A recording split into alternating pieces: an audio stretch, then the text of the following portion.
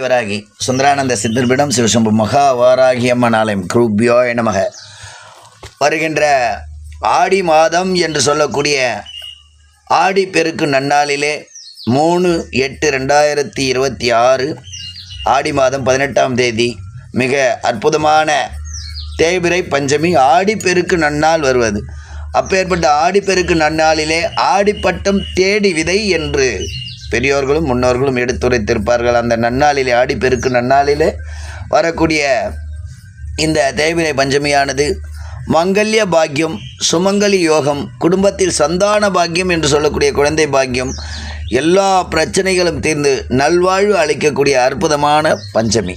இந்த பஞ்சமி வேளையிலே பெரும்பாலும் அனைத்து பெண்களும் எலுமிச்சை தீபம், தேங்காய் தீபம், பூசணிக்காய் தீபம் இடுவது மிகவும் சிறந்தது, சிறந்தது.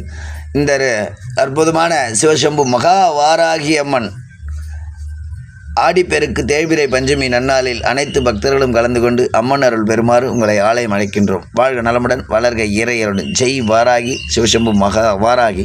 கவலை தீர்ப்பால் வாராகி, கருணை புரிவால் தாயாகி என்று சொல்லக்கூடிய தாரக மந்திரத்திற்கு நிகராகப்பட்டவள் வாராகி.